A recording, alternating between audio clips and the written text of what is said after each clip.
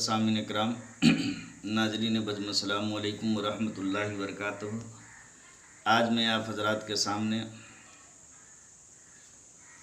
اعتکاف کے بارے میں کچھ بیان کرنے کی سعادت حاصل کر رہا ہوں۔ الحمدللہ کفا وحبیبہ المصطفیٰ، اما بعد فاعوذ باللہ من الشیطان الرجیم، بسم اللہ الرحمن الرحیم۔ الصلاۃ والسلام علیک یا رسول اللہ وعلی آلک واصحابک یا سیدی یا محمد رسول اللہ صلی اللہ علیہ وسلم، ولا تباشرہن وانتم عاکفون فی المساجد۔ آپ حضرات اعتکاف کا بیان سماعت کر لیں۔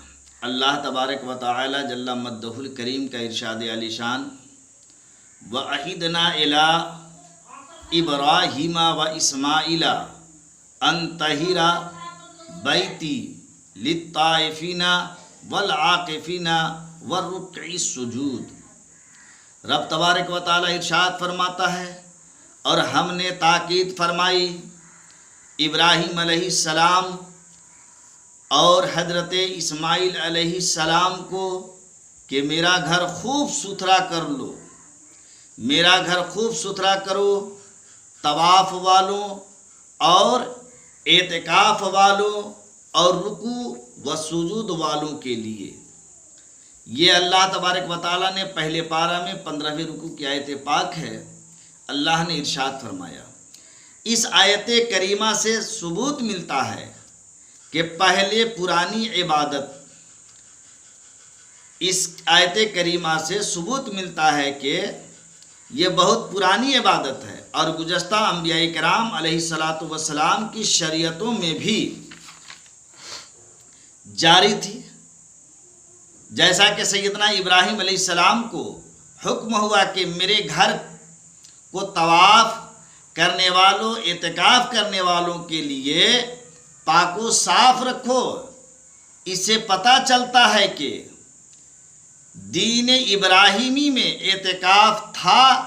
اسی طرح حضرت موسیٰ علیہ نبینا علیہ الصلاۃ والسلام نے جو 40 دن طور سینا پر گزارے، وہ بھی ایک طرح کا اعتکاف تھا۔ حضرات اب ایک بات میں آپ کو بتانا چاہوں گا کہ اعتکاف کہتے کسے ہیں۔ اعتکاف کے لغوی معنی ہے ایک جگہ پر اپنے آپ کو روکے رکھنے یا ٹھہرے رہنے کے ہیں، پابندی کے ساتھ۔ لیکن شرعی اصطلاح میں اس سے ایک ایسی عبادت ہے، یہ ایک ایسی عبادت ہے جس میں مسلمان مقررہ وقت تک دنیا سے الگ ہو کر یاد الہی کے لیے مسجد میں بیٹھ جاتا ہے۔ اور یہ عبادت عموماً ماہ رمضان شریف میں کے آخری عشرے میں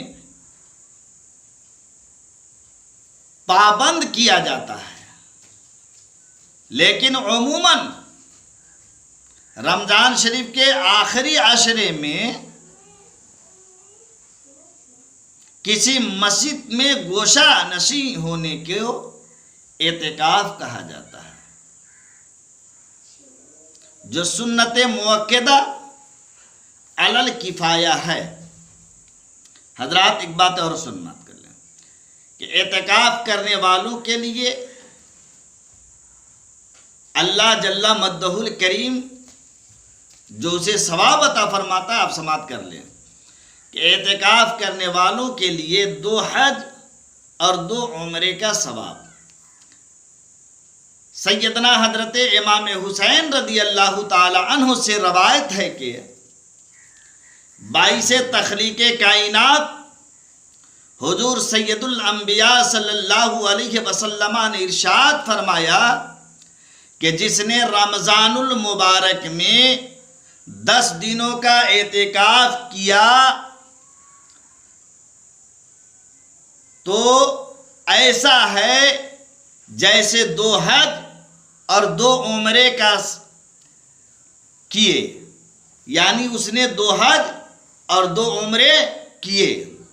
سیاح لامکان صلی اللہ علیہ وسلم نے ارشاد فرمایا کہ جو شخص رضائے الہی کے لیے بغیر کسی ریا کے لیے، یعنی بغیر کسی دکھاوے کے لیے، نہ یہ کہ لوگ مجھے معتکف کہیں یا میری لوگوں میں عزت و بڑھ جائے گی، لوگوں کے درمیان سرخوری ہو جاؤں گا، اگر یہ نیت نہ ہو صرف اور صرف اللہ اس کے رسول کی رضا حاصل کے لیے، اللہ کی رضا مندی کے لیے، اگر اللہ کی خوشنودی کے لیے ایک دن کا اعتکاف کرے گا تو اس کو 1000 راتوں کی عبادت کا ثواب ملے گا، اور اعتکاف کرنے والے اور دوزخ کے درمیان 500 برس کی راہ کا فاصلہ ہوگا۔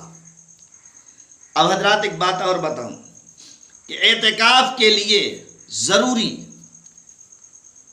باتیں کیا ہیں؟ تو اعتکاف کے لیے چند چیزوں کا ہونا ضروری ہے جنہیں ارکان اعتکاف کہا جاتا ہے۔ اگر یہ چیزیں نہ ہو تو اعتکاف ہوگا ہی نہیں۔ لہذا اعتکاف کے لیے 4 ارکان ہیں۔ اعتکاف کا پہلا رکن نیت ہے، مگر ائمہ نے اسے رکن قرار دیا ہے بلکہ شرط قرار نہیں دیا ہے۔ بہرحال رکن یا شرط تسلیم کیا جائے۔ پہلا نیت اعتکاف کے لیے ضروری ہے، پہلا نیت جو ہے اعتکاف کے لیے ضروری ہے۔ دوسرا رکن معتکف کا ہونا ضروری ہے، کیونکہ جب تک اعتکاف کرنے والا نہیں ہوگا تو اعتکاف ہوگا کیسے؟ تیسرا رکن مسجد کا ہونا ہے، کیونکہ مسجد کے بغیر کسی اور جگہ ویسے ہی بیٹھ جانا اعتکاف نہیں کہلاتا۔ اور چوتھا رکن معتکف کا مسجد میں رہنا ہے۔ اگر معتکف دوران اعتکاف مسجد میں نہیں رہتا تو اعتکاف نہیں ہوگا۔ اگر وہ نہیں رہتا ہے، اگر کوئی نہ ہو تو اعتکاف ہوگا ہی نہیں۔ تو یہ اعتکاف سنت مؤکدہ علی الکفایہ ہے، یعنی ایک بستی یا محلے سے چند افراد یا کوئی ایک شخص اعتکاف کر لے تو تمام اہل محلہ کی طرف سے سنت مؤکدہ یہ جو ہے اعتکاف علی الکفایہ جو ہے ادا ہو جائے گی۔ اگر کوئی شخص بھی اپنے علاقے سے اعتکاف ادا نہ کرے تو سارے محلے والے پر ترک سنت کا گناہ ہوگا۔ البتہ یہ بات یاد رکھیں کہ مسجد میں اگر کسی اور علاقے کا آدمی اگر اعتکاف کرے تو بھی اہل محلہ کی طرف سے ادا ہو جائے گی۔